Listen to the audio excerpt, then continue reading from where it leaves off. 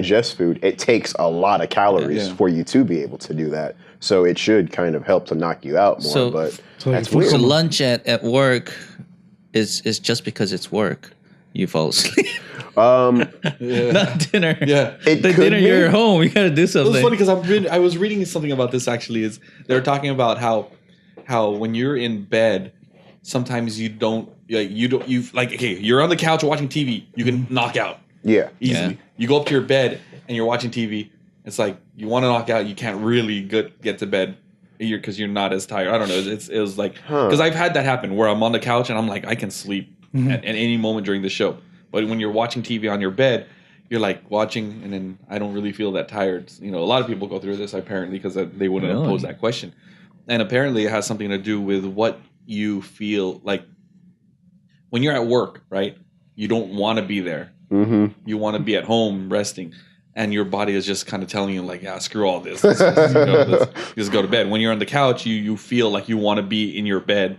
So your body is saying it like, screw this. Let's just go and forget everything and just go to bed. That's okay. That's really interesting. I never that's why when you're at work, people really feel real tired. But when you get home, you're up and you're like, okay, I'm actually here. Your body doesn't have that reaction to your environment because you're already in your comfort zone. Huh.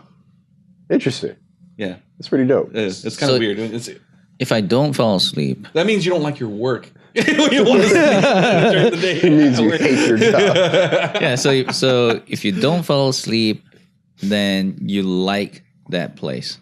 You're comfortable. You're comfortable. I don't think so. Yeah, because your body is not. It's like a reaction to like when you have to get up for work, you don't want to, and your body and you feel like, oh, I'm just gonna sleep. I want to sleep in. But days when you don't have anything to do, you kind of wake up naturally, and you're just like the weekend, every weekend. Yeah, right? The human brain does not, it does not have your best interest in mind.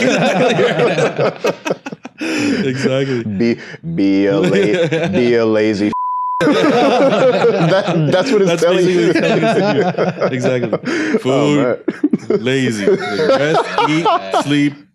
Eat, sleep. That's what it basically. Well, yeah, no, that's pretty much. I don't know. That's what I read. I don't know if it's how much truth there is to it, but it was pretty funny that I actually just read that over the weekend. I could see that happening. I mean, well, there are times as to where I've been dragged to a certain type of movie that I wasn't interested in, and then I fall asleep within like 20 minutes of it, and I wasn't even tired. Yeah. Well, to begin with, so it's funny to me because like sometimes movies that I'm really into, or even shows, I'll get sleepy during the show. But then when it's like something that makes me think on how to enjoy it, like it's really bad. I'm like, why is this good? And I'm just constantly like looking at like, why do people like this? And that keeps me up. It's weird. I can stay up during a show that's boring or lame as opposed to something I really like. But I think also because I know that, in this day and age, you can always rewind and see it later. True. I don't have to finish it at that moment. Right. But you could put it down and then pick it up later again. Yeah. Yeah, that's funny. Kind of like a book. You can put it down after the first paragraph and like, okay, let me go on later on. 10 years later. Yeah, 10 years later, I'm like, page 4. Damn, I'm making some progress. Oh, man.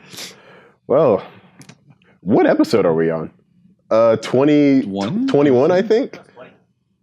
20 was the Christmas one, I think. Yeah. All right, so we're on episode 21, guys. I think. Yeah, maybe. I'll find out later. Yeah, I'll dub it. Yeah, we're missing someone today, though. Say again? We're missing someone. Oh, yeah, so Daryl, he got fired. I'm just No, I'm just kidding. And so Daryl is on the other side of the planet from us right now. He's in Hong Kong while taking care of some business, while doing some crazy rich Asian stuff. Yeah, no. He's out there. We're all, I guess, we're preparing for what's called our New York Toy Fair. That's where a lot of buyers and I'm sorry, yeah, Hong Kong Toy Fair. Yes, thank you, Brian. Damn it. Hong Kong Toy Fair, where a lot of buyers and international buyers come out and talk to us about our new products and see if they want to pick it up. So he's out there pitching all those ideas and showing off new stuff. He's probably showing off his biceps too. Well, such a douche. So we got just talking bad about him while he's not here. He's gonna watch us next week while we record after we record the new one. He'd be pissed. Come back. Yeah, I'm just kidding, Daryl. Sure, he's gonna reply to our post. Yeah. Yeah. So some people who we brought in to fill his seats. So we figured that it would probably be a fun idea for all of you out there if you guys would send us in some questions, and we could bring on some of the professionals who bring on some people who are better than me at answering those questions, of course. So today we have. Well, actually, three pros here. Yeah, three pros here. This is the vehicle design team. Vehicle design team. There we go. So these are the guys who are responsible for a lot of the diecasts and RCs that you guys are collecting. To my right, we have our design manager. He's responsible for all the designs and of all the vehicles, whether it's the body kits and the graphics or just the little details. So if you don't like them, this is the guy you talk to. This is Say. What's up, guys? How long you been at Jada? Well, wait, give him the history of like what you've done and how long you've been here. Because he's actually an OG Jada employee. Yeah, he was here from the beginning stages of like early on. When Dub City was taking off, it's when the team was getting assembled, and I was one of them.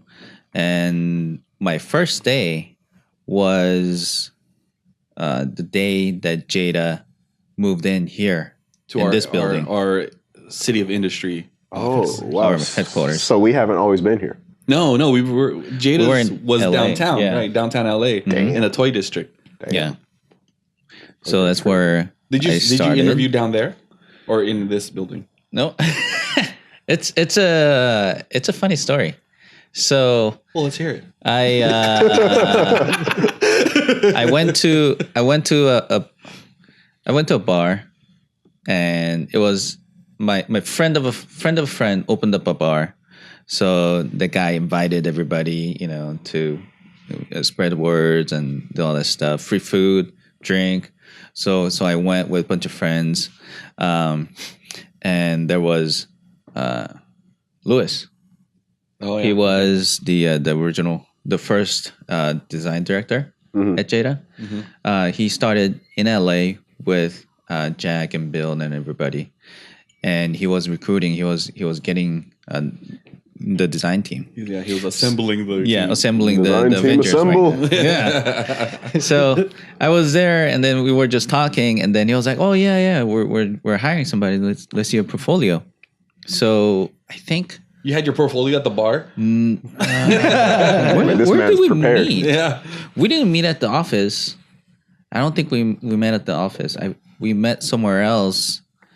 And then he just looked it through, and then I got hired.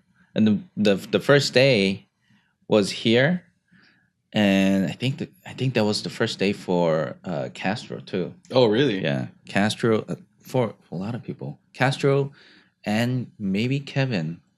I don't know if Kevin started here or at LA. I know Jay started in LA.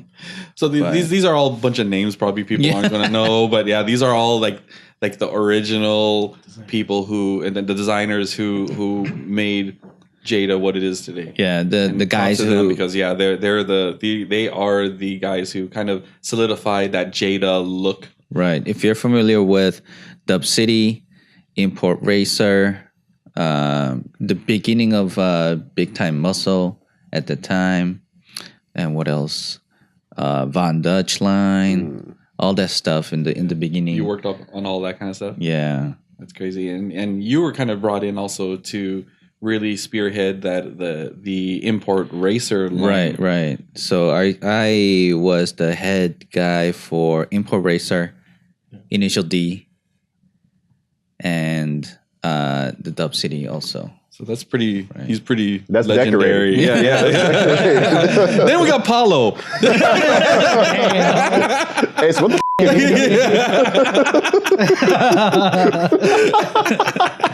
No, but it's very interesting because we always talk about like my first. Well, that was my first job too, but it was so impactful for me and for the people around me. We always talk about it, but when it count the days, it's only a little over a year. That you were there? Yeah, You were here. Really? I was here. Yeah, at Jada. Really? So after a year, then you went over to Dub, right? No, I went to Hot Wheels. Oh. Yeah, man. Wait, so you committed treason? No, we were Twice. Now he's back here. we were I was traded. It's a better word because there it was a really high of a diecast trend at that time. Yeah, diecast was huge at that point. So people were going back and forth, jumping to different companies. Yeah. So Jada hired somebody from Mattel, and Mattel hired people from here and other places. So at that time, material costs were low, labor costs were low. I mean, you can do anything you wanted with diecast because there was, it wasn't as expensive as it is today to create one diecast vehicle. Okay. So it's back kind then, of a golden age. It was definitely it was the golden age of diecast. I mean, everyone that's doing diecast vehicles right now is having a hard time making them look really good and keeping them affordable because of the labor costs and material costs. yeah, if you compare, and shipping costs and fuel costs. There's a lot of stuff that's involved in it. but if you just compare our old casting, it has tons of decos, outside, interior, engine. It's got a lot of decos, but now we're very limited, so we tend to focus more on the exterior, right. unfortunately. But yeah. Until like the cost of things start to go back down, if they ever do, or we figure out a way to save some costs in other ways. We can get to that point, but it's just really, really difficult because of the pricing structures that things are happening right now. yeah. So now I'm back. I'm about 2.5 years, a little over half. I don't know. Yeah. Around there. Okay, path to redemption. That's cool. So then, all right. So now we have our designer Paulo, who does a lot of the graphics for the cars, and he kind of spearheads all of our line lists and makes sure that those are all organized and complete. When I say line lists, those are everything that goes into each of our waves, what cars there are, what graphics that are going into each wave. So he has the knowledge of all of that stuff. So, if you don't like a certain wave, he's the one to complain to. So Putting targets on everyone's back. So how long you've been here? About a little over a year. A little over a year. Yeah. Yeah. And this guy is funny because when I interviewed him, he was like the most complete by the book interview I've ever had. He researched me, he researched the company. When I asked him if he had any questions, he had a whole list of questions. And Oh, really? But What were the funny thing, questions? though, is like I researched his name and everything, looked him up on LinkedIn and everything, but I thought he was gonna be Mexican. my last name's Jimenez. Yeah, my last name is Jimenez. So I walked in and I'm thinking, man, like, yeah, okay, I think I got this. And then he walks in and I'm like, oh, he's Filipino. Not in a bad way. Yeah, but you walk in and you're like, orderly. But the interview went. My biggest thing when I interview people is to make sure that they are a fit with the Jada culture. If they don't fit in, if they don't get along, if they're not the kind of person that we can go to lunch with every day and just hang out with, I don't think they're as good of a fit as they could be. Mm-hmm. They may be a great designer, but it's easier to get good design and work out of people if you get along with them really well. Absolutely. and I saw a lot of traits in him that that I felt were really good for this company. Not only that, he have you? I mean, he's a quick learner. I mean, have you learned? I mean, what? I've learned a lot. Yeah, like over the past year, little over a year now. A lot from both of you guys, obviously. Yeah. And So just going into like the whole Jada style and everything's pretty cool. But one thing that I heard from Mike is that you were prepared, and one of the thing that Mike brought up is that you brought Wi-Fi card. Yeah. So that was on my phone. So he didn't know whether, like, when you go in, he had, a lot of people will bring their iPads for their portfolio, and a lot of people was like, "Oh, can I get the Wi-Fi password so I can hook it up?" But he came in with his own Wi-Fi hotspot. He had like his portfolio. He had his a printed portfolio. He had one just to show on. He was really prepared.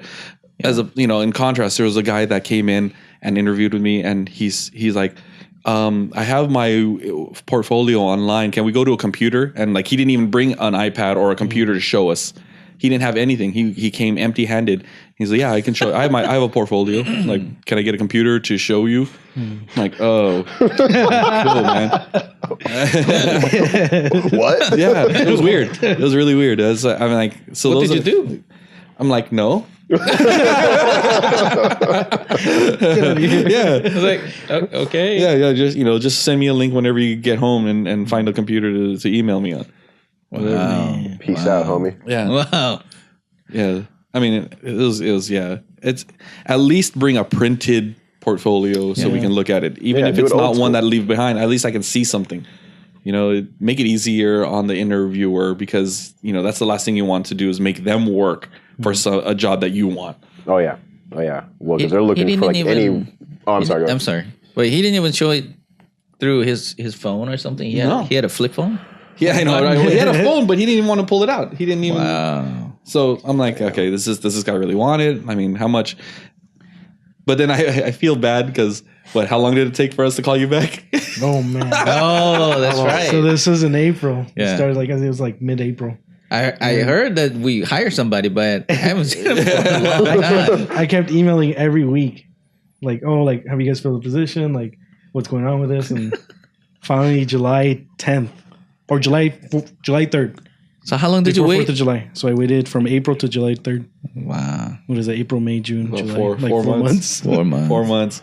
I mean, just to give you a reason is like, when we were hiring at that point, we were like, okay, let's find someone. And then then the owner of the company would like say, okay, let's hold off. And then, okay, you can hire someone. All right, let's hold off. It always happens. It kind of goes back and forth. And finally, when we got the green light, then that's when our HR department called you up. And apparently, there was a story behind when they called you. Yeah, I was going to Vegas. You were going to Vegas. You were on your way. On my way. It's cool because every time we hit the specific spot going to Vegas, something good happens. And that was a good. Oh, really? Like, call. what other things were good when you hit that spot? Well, just like good news. We get a call or something happens where it's like, we find something out. That's cool. Well, the blessed one. Yeah. Gotta go to Vegas more often. Yeah, we'll win some money next time. Yeah, if there was a slot machine right at that point. Yeah, dude. Wow. Well, since I have three guys here who have just a wealth of experience and expertise in the diecast industry, some of our fans had sent over some pretty cool questions, and so how about if we try our best to answer a few of those. So I got one here from Screen Name, and I'm gonna do my best to pronounce these screen names. We have no.msg.added. No MSG added. Nice. Okay, cool. I'm with that. How do you go about selecting the cars that you produce?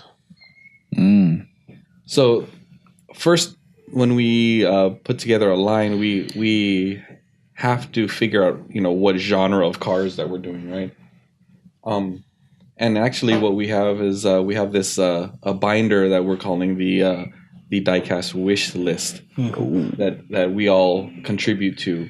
and it's just a bunch of vehicles that we would love to do a casting of, and then or we propose a challenge to, say, in Paulo, for example, and for example, we do when we started JDM, we said, okay, we want to do a line of JDM vehicles. What cars would you like to see in it? And then we put that whole list together, and then we start going through it, weeding out things that we can and can't get. A lot of it has to do with like the license source. So like say, if one vehicle company doesn't allow us to do any customization, then they're kind of out. So those are the kind of things that we look into, right? And then also the styles. If there's a certain style that we're looking at, what car was iconic for that style? Mm-hmm. Right? Say. So you're falling asleep. No, I'm trying to figure out if the question was about new cars and new castings, or new cars in the wave, or the way we plan our waves. right? Well, from an outside point of view, I might just think like he's asking, okay, so you guys chose to make a Datsun 510. Right. Okay, why that one? Wow. Okay. But I think that. I mean, we do a lot of field research. We go to the shows, online research. A lot of things just pop up. Like you see the trend, you see it more and more. A lot of people are posting a certain type of cars, and it looks really nice. And we see the same things that the fans are looking at. So. Interesting. Okay, well then that actually segues into another question from Corey with a K, 911. He says, which castings have been one of the most challenging yet fun to design? So I guess we gotta pick our favorites for you guys. Most challenging. What? I know Paulo has some challenging projects. I think the most challenging, well, in general, is just JDM for me. Oh, really? Yeah, I can't seem to grasp the JDM style. I mean, I go to you for a lot of like reference ideas and all this stuff. Right. But like everything else from, Just Trucks and BTM, I feel like I'm more comfortable with it. But JDM, I don't know, your style just kind of kicks into it where it's like, oh, like, that's awesome. Can't really. It is a specific style. Yeah. There is very a very, I don't know, there's an iconic look. It's like, it's a different way of looking at color combos. It's a different way of looking at it's just a different style in general. It's really weird because imports, it's loved by overseas and over here with different ethnicities, different areas, different cities. They tend to tune their cars a little bit differently. The colors and the parts that they like is very different, but within the same look. So it's really hard to get the right look. Sometimes when you deco something, then you feel like, oh yeah, this is some like Japanese guy or Korean guy or Chinese own this FRS or something, versus like someone from mid. I don't know. It's really hard to say what it is. If you see a guy from like the Midwest who has a Supra, it's kind of like, huh?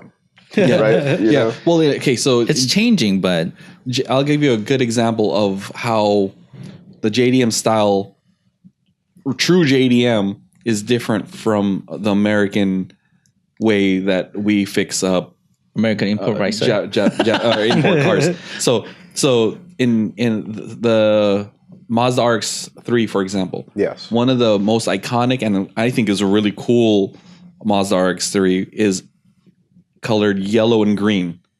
It has a yellow body with green fenders. That's pure JDM's look. I mean, if you see it, you're like, okay, that's JDM. But out here, I don't think those colors would fly. So we haven't done that color combo.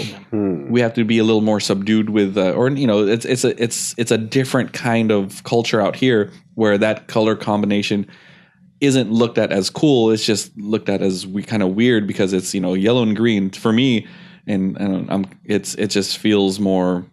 I don't know. It's just like a club or something. I don't know. It's because I say club because I was in a fraternity called Farmhouse Fraternity. That was our colors was yellow and green. That's another story for another day. Oh, we're gonna get to that. And so it was. It's something that we have to be conscious of when we design cars because we have to make sure that it still sells here because it has to appeal to American culture first before anything else. Right.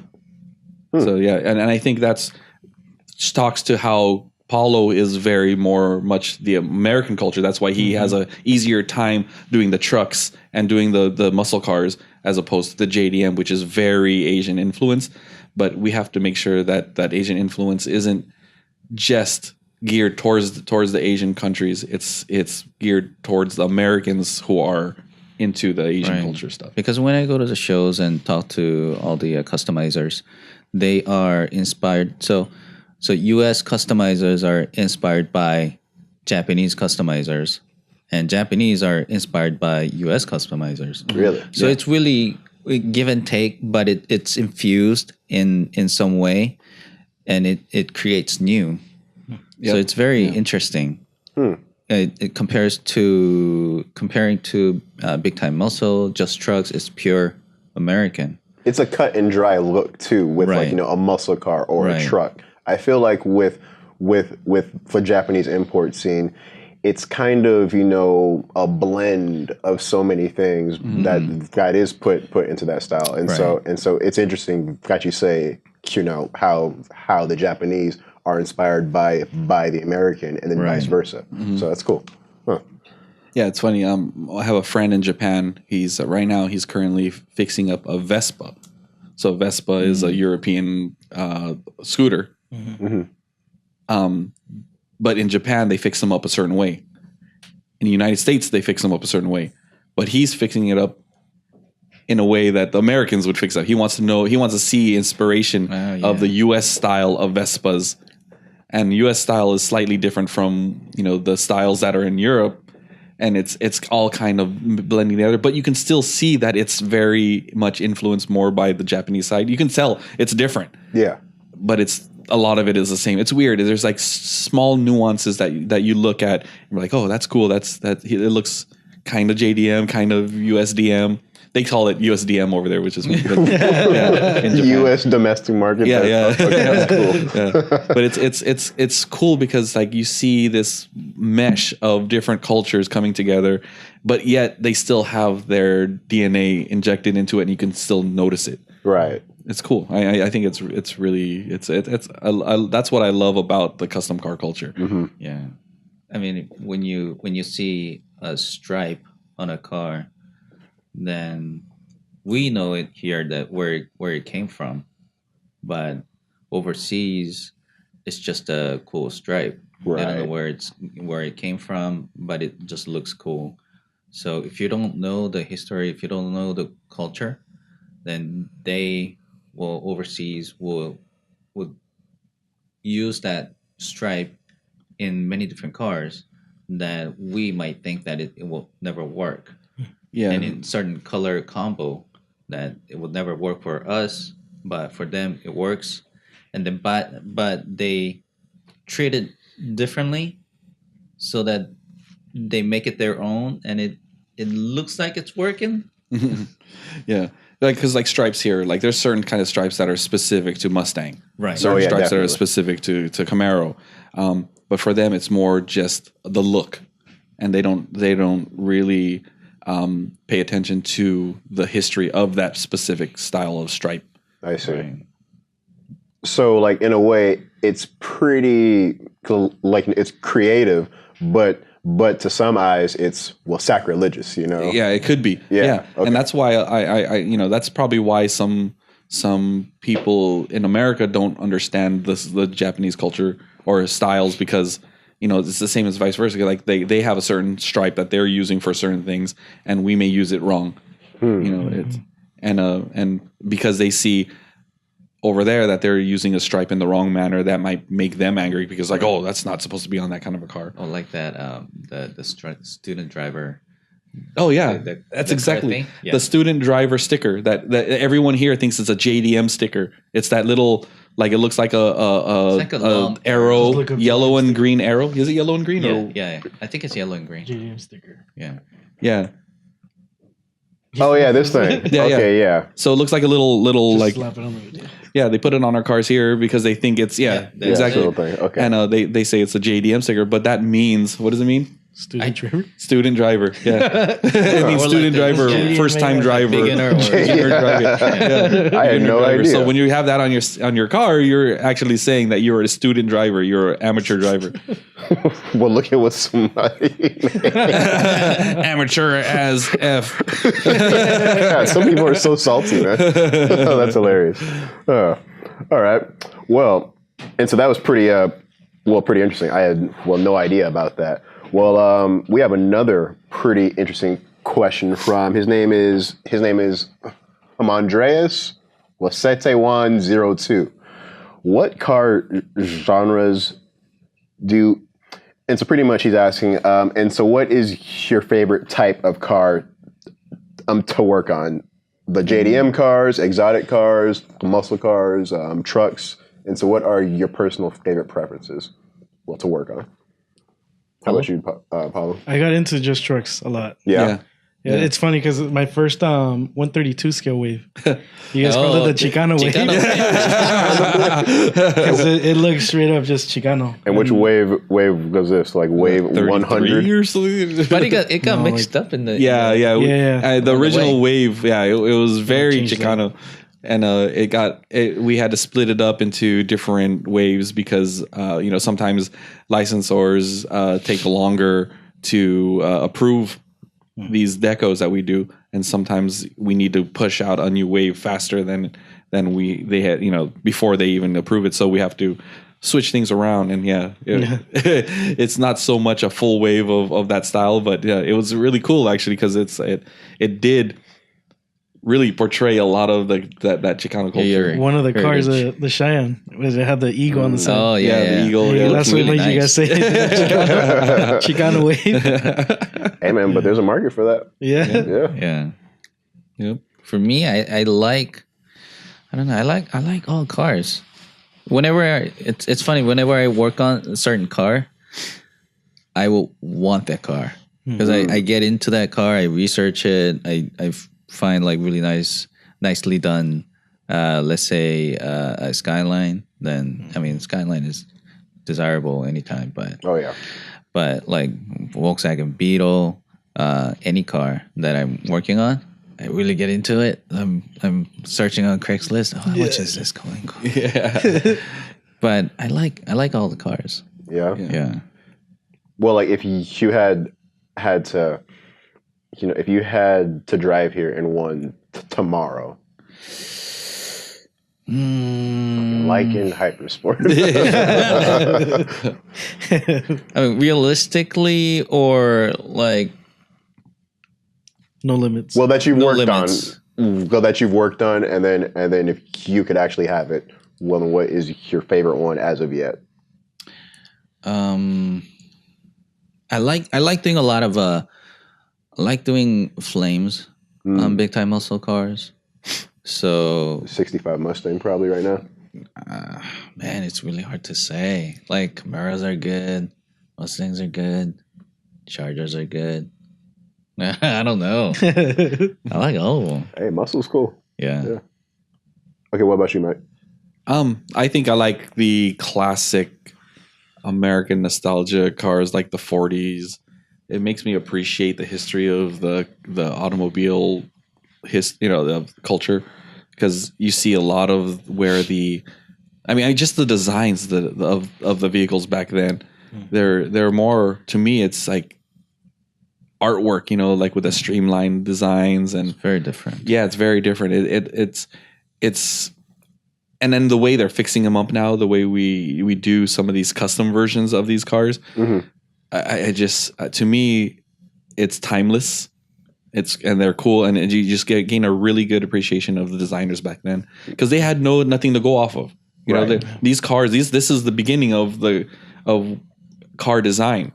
So everything now is kind of, has influence from everything in the past. But with the limited ability to manufacture certain like curves and all that. Oh yeah, that's exactly because the technology then to create the vehicles isn't as advanced as it is now. Really? So you can't get certain like shapes with metal back then because they were the factories don't have machines doing them for them now. Mm-hmm. It's like they do now. So it's you were limited in how much you can actually do and manipulate when it comes to metal work and plastic work and because they don't have molds as like they do now for all the plastic knobs and everything. Everything was so simplified. And I think I really like that look. I think it's everything. Oh, and with the regulations. Oh yeah, regulations too. Yeah, they had no regulations back then. So so older cars don't like it's when you look at the bumpers, it's just metal bar. Yeah, yeah. Or sometimes they don't have one. Yeah, exactly. It's just a death trap. It was. Yeah, and so they had no limits on what they can design. Oh well, they did have limits because they can't do certain shapes and stuff. But like their design wasn't influenced by too much more than what's in their head. Right. Yeah. Okay. Like modern cars are very dictated by the regulations right now. Yeah. Yeah. Like if you look at the 70s cars and 80s cars, Just tanks. Bumpers got way bigger in the 80s, late Yeah. late 70s. Huh. How about you? Oh, I mean, I'm not I'm just a marketing guy. So But you see all the cars that come through. Yeah, I see all the cars. You know what? For me, it's just always a back and forth because I'm such a huge fan of like every genre of car. Probably the one that's really been catching my eye as of lately. I really dig the Hakosuka. Yes. All the time. I just love that car. Yeah, Just such a a simple shape to it, but it's just cool no matter what year or 71. generation Yeah, that you look at it. Yeah. Man, I just love that Hakosuka. It's awesome. Yeah. And not only that, there's like a history with that car and the racing circuit. It's Like Godzilla. Yeah, exactly. I mean, isn't it funny how okay, take a classic car like the '69 Camaro. Isn't it funny how if you were in 1980, the '69 Camaro in your head, it's a classic car. Mm-hmm. However, we're in 2019. If you got a 2009 Camaro, it's not a classic car to us. Yeah. Isn't that funny? A weird type of relativity aspect to it. Yeah, I might just scout that right now. Yeah. So we have another question. How do you say this guy's name? JWF and JW Fanep. What's the hardest part of doing a mold for a new casting, a license, or flow of material? So, and so what he's asking is, I guess, one or the other, A or B. Sorry, is he asking the licensing part harder than the casting part, or is it just what's the hardest part of licensing and what's the hardest part of? It seems like it's both. Yeah, it seems like he's asking both. So licensing could be easy or hard depending on who we're dealing with.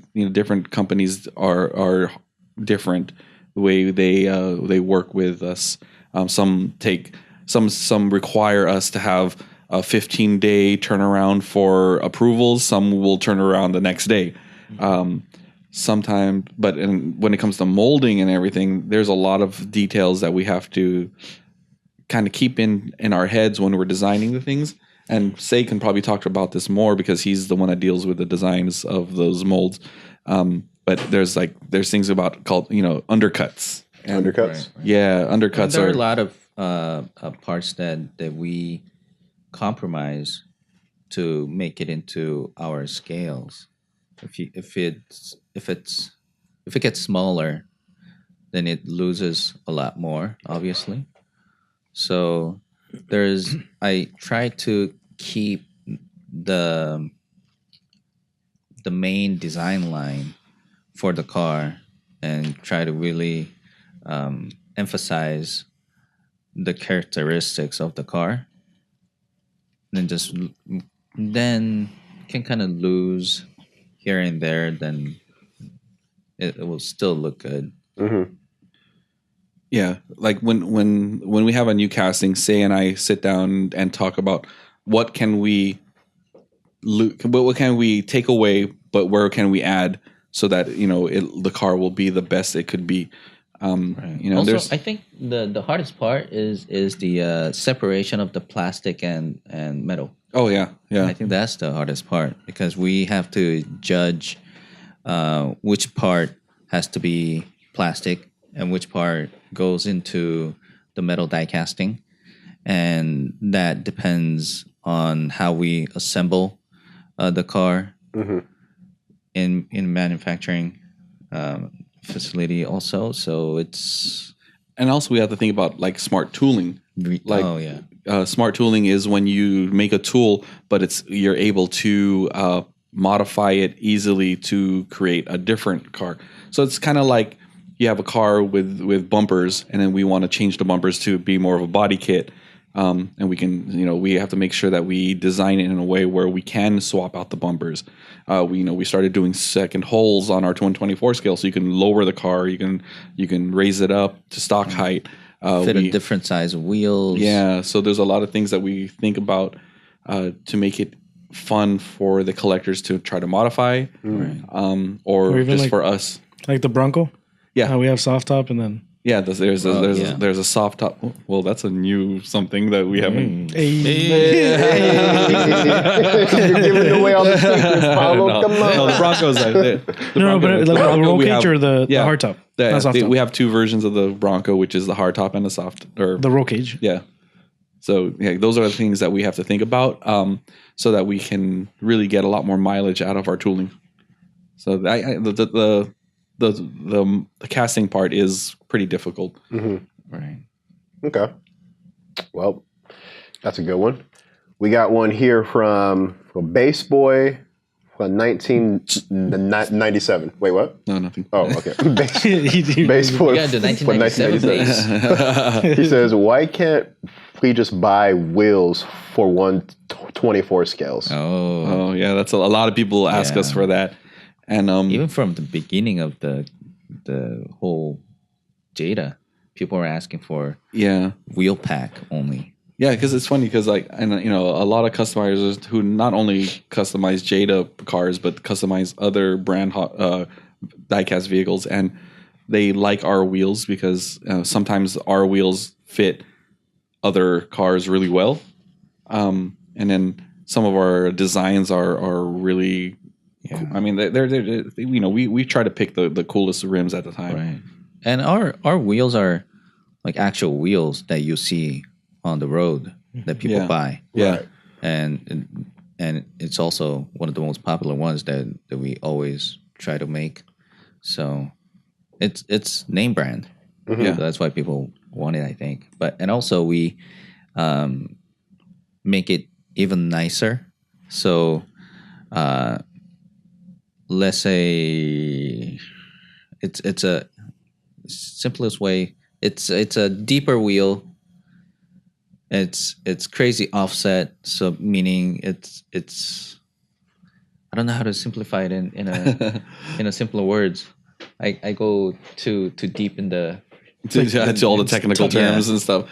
But concave. Yeah. Probably understand negative offsets. About wheels. Yeah. I mean, but we do spend a lot of time picking rims for our cars, and some of the rims that we do are designed in house as well.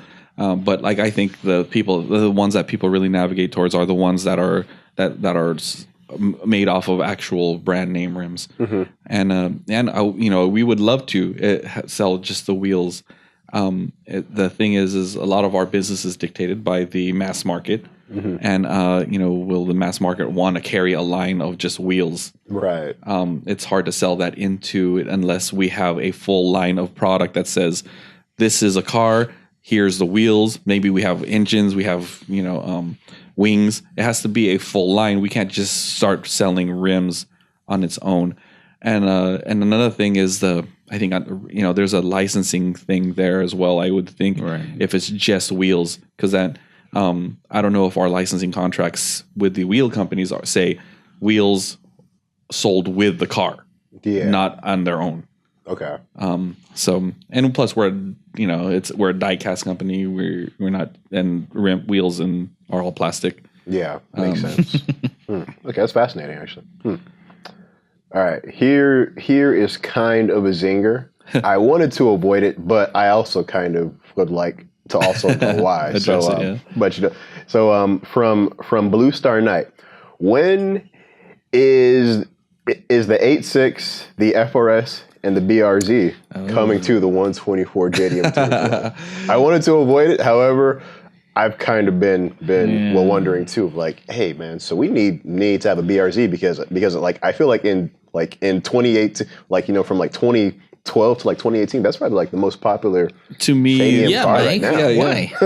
To me, that car single-handedly brought back the sport compact car scene. Yes, right. I that's my opinion. Yeah, and I think that because the way Scion did it was they made this design of this car. It was a beautiful design, but they gave all the CAD data to all the aftermarket companies to start building an aftermarket for this vehicle before the car even came out. So as the car came out, there was a ton of aftermarket parts, body kits, exhausts, engine parts, everything that you can imagine was already ready to go, rather than releasing the car and then having people trying to catch up to the demand. So that helped boost the car scene. I mean, back in the 90s, sport compact cars were huge. Yeah. Then it died out, and this car single-handedly brought it all back. And I think that I attribute that whole the scene today to that vehicle, and plus it fixes up really nice. Yeah. Well, there are so many mods available for that car. It's not even funny. It's crazy, and they look awesome. And who's to say we're not going to be doing it? Oh, okay. We have it in RC though. You have it in RC. We do have it in RC. Yeah. And there's all my friends who owns FRS or BRZ, I mean same car, but they all say it's a really fun car to drive. Yeah. I mean the specs on it are awesome. The weight ratios, everything about it was pretty cool. Well, can I say something about that car in real life though?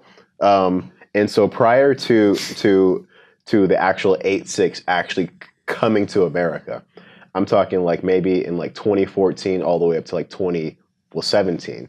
I used to hate seeing those guys who like they actually had the Scion FRS, but they took off their logo emblem and put on the Toyota emblem to make it seem like it was an 8.6. I know what you did there. You're a fraud. I won't call you out on it, but you know what you did. So what about those guys who do the G series Infinities and put Skyline on it? That makes me that I want to vomit. I'm like, what are you doing, bro? Like that's not a Skyline, all right? In Japan, it is. Yeah, but we know what is a Skyline, and then what's a Skyline. I mean, like, let's be honest here. I have a friend that went to a junkyard once and got a Lexus emblem and put it on his Tacoma. What? He thought it was cool. All right, that's going a little far. Yeah, I'm a Toyota fan, and I luxury truck, man. Lexus Tacoma. That's. He put the emblem back, the regular Toyota. If this wasn't a family-friendly podcast, I would have had a funny metaphor. But let me just keep it G-rated for us. All right, we got another one from where was he? From MCNZTY _OZ, whatever. Have y'all ever thought of designing a customer car, as in having a contest to see who can make, the coolest car, and then we actually build it. We actually We talked about this. we've talked about this, but actually, if you kind of think about it, we've already started doing something like this. Yeah. We go out to all the shows. We go out. We see a lot of cars that are on social media, and it's not necessarily a contest, but we do pick certain cars that we want to replicate in diecast. Right. For example, the gold AE86. That car. Hey man, he's blowing up right now too. Oh man, yeah, he's everywhere. I saw him on Toyo. Oh yeah. Yeah, man, I'm like, oh man, but you made it to the big leagues now. So we go to the shows, and if we like your car, we'll approach you. We'll ask you, hey, we'd like to see your car more in closer and in detail. Would you mind bringing it by our offices? With the possibility of us creating this car. We created a sticker called Casted that we wanted to start giving to people who we do make a diecast replica of their car, so that they can put it on their cars, and it says Jadacasted, meaning that car has been made into a diecast vehicle. Wow. That you can collect. And we have this sticker. We haven't really started doing it yet because there's only a couple cars that we've worked on. Which we started it, but not officially. Yeah, not with the officially. sticker. I mean, we want to do it more bigger than what we've been doing it now. We want to actually say, hey, we're going out to this show. Show us your best. We're going to look for cars. We haven't really done it in that way. We've just been doing it a little more low key. Yeah, we need to blow that up. Yeah. It's kind of like soft launch. Yeah. Yeah, exactly. Yeah, we should figure out some with that because I mean, like for me as a car guy, if I could have my car become kind of, how can I say? Jordan was a car guy? Yeah. I'm a car guy in here. Are you gonna read the next question with the car that you're Nah. He's just avoiding that one. We ain't doing that in this episode, bro. Well, that could be our last question. Okay, well that could be our last question. Okay, I got okay, here's an interesting one. It's an easy, interesting one. His name is big_sexy_Delarosa73. When are y'all going to make the M3 E36? E36. Wow. Going in deep. I would figure that more people want like, the E92 or something at least, but I know a lot of people who do love the E36 though. We did 40. We did 46, right? Like back then. It was a while ago. Yeah. On what line? 46. That was the Schnitzer. Yeah. The AC Schnitzer one. Yeah. Our what do we call it? Eurospec? Eurospec. Yeah. Eurospec? Mm-hmm. Huh, okay. Long time ago. Okay, so we did do it. No. Questions that no. Okay, no, we didn't do it. Yeah. We did the E46. Not 36. Yeah. Yeah. So 36 will be I would push for E30 first. Mm-hmm. Then 36 with box flares. Yeah. M3 E30. Yeah. But I mean, we look at all those. BMW is really difficult to work with, actually. Yeah, are they kind of like? Yeah, they're hard to work with. They don't like us doing much with their vehicles as far as customization. So a lot of European companies. Well, that except for Volkswagen. Yeah, Volkswagen is we can do a bunch of Volkswagens in the way we want to. But our BMW, I don't know. I have to talk to our licensing department and see, because I know we have been in talks with getting it again. Right. But maybe I'll update there's that a big on the future demand, pod. Yeah, and we see it like every show, and people are posting, and I mean, I'm a fan of E30, so I see the posts. Yeah, and we all the see time, more but- E30s out there than anything. Yeah. Well, not the 2000s. 2000s and E30s are probably the biggest representation of those cars. BMW out there when we go to the shows. Right. Those are probably the two first ones we would do, I would say. Okay. Yeah. Well, then, speaking of Volkswagen, and so we have a guy. His name is VW underscore collectors. Would you guys ever consider? You see, I started. I was talking. I didn't say anything. And so, don't be embarrassed. if I could do this in front of thousands of people, well, then I'm gonna do it. How many thousands? So, would you guys ever consider doing more classic VWs again? Well, you guys had some of the best in the past. Yeah. Well, We're starting. We're starting to redo. Yeah, we there's some things that we're working on. Yeah. Oh, do we have a Golf car coming? I've always loved. I'm a Golf car, to be honest. Oh, Yeah. that's a good one. We're Low-key. looking into our library again. We're reviewing all the library that we have, and then we're trying to pick the ones that we haven't used for a long time. So Yeah, there's a few that we have castings of that we want to use, but like, this is 2019 now, right? Happy New Year, guys! Happy New Year. This 2019 marks the 20th anniversary of Jada Toys, and we're not ignoring that fact. There's something coming out, Oh yeah, we're gonna blow up. yeah, and maybe a little VW love will be in there. Okay. Interesting. Well, okay. I'm an hour in, so how about if we end it on the final question? yeah, Oh man. I'm dreading this one. From Felipe221242. What cars do the designers own? You see, and so that automatically takes me out of this pool. So sorry. Well, the guy who has the most rare car of all of us, and he's a collector car. Yeah, It's a real collector car. There are more Lamborghini.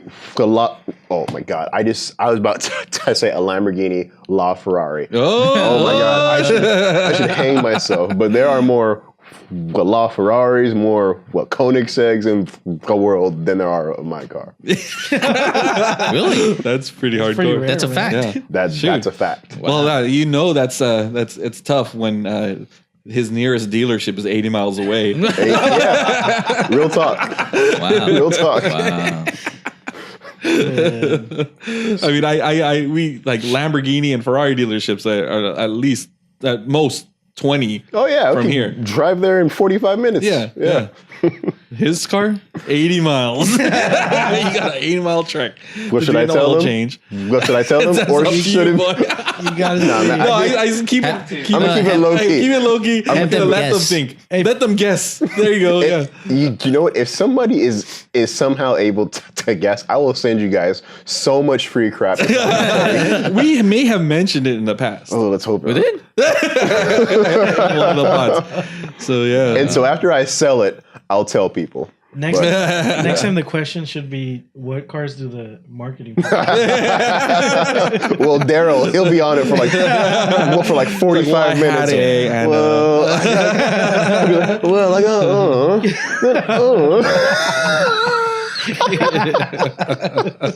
I'm sending this to him right now after this. You got to. I mean, Brian drives some interesting cars too. Oh, Brian. actually. Brian's cars. Yeah. Brian, Talk about an eclectic collection of vehicles. Yeah, he shows up in a new car every day. Like, what's going on? Are you Daryl's brother? Oh man. So for the PD team. Okay, what y'all rolling in?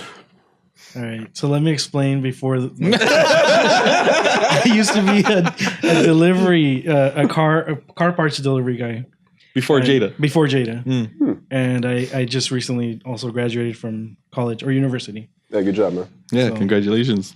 I drive a 2013 Honda Civic EX. Swag. Nice. That's brown. Is it brown? It's brown, dude. Metallic Have I brown. even seen your car? Metallic brown. It's like peeling.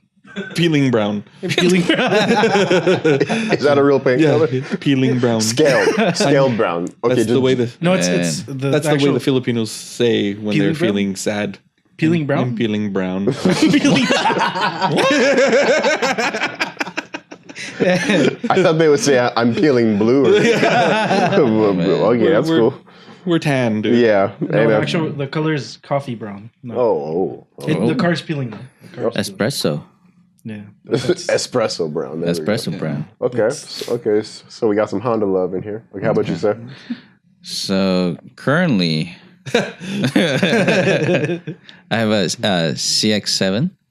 Which is a Honda or Mazda. Mazda CX-7. Okay. I used to have Honda S2000.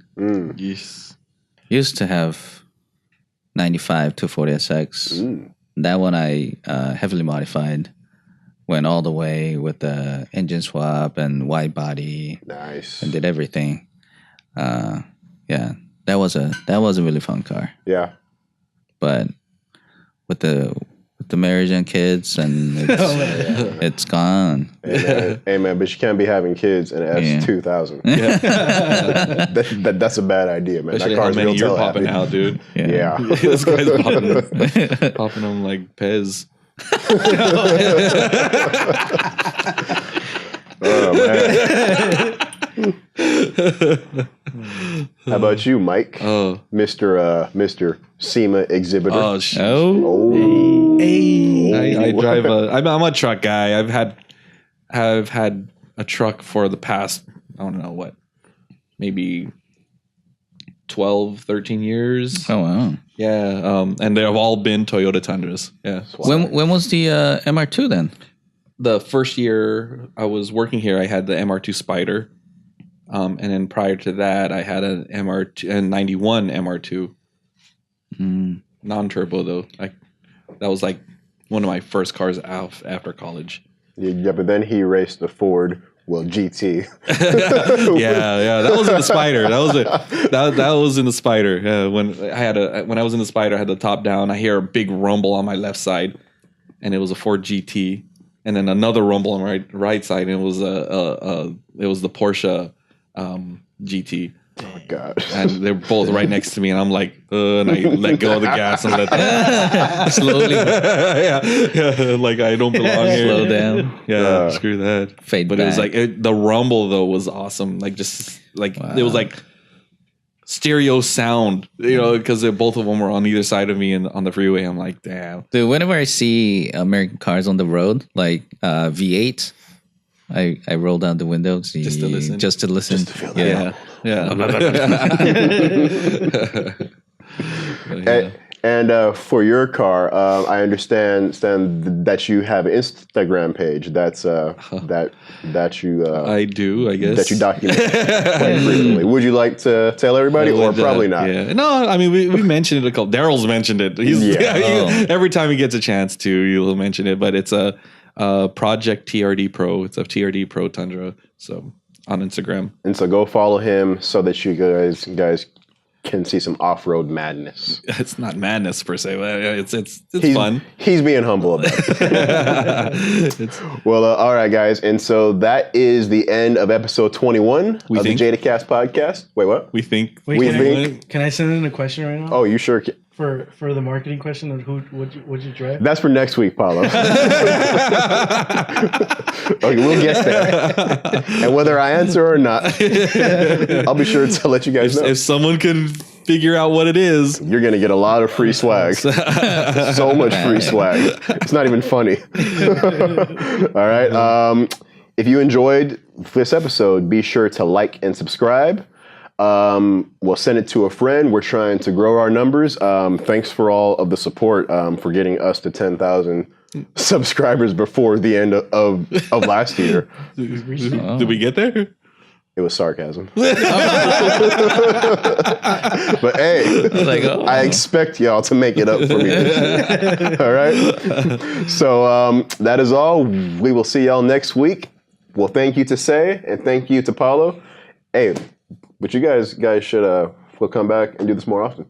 Maybe. Yeah. Yeah. Yeah. See, it wasn't So we so had fun. bad. It wasn't. It wasn't so bad, I right? was, It's all good, man. Hi. But you guys did a great job. Yep. And all right, guys. Peace out. See you.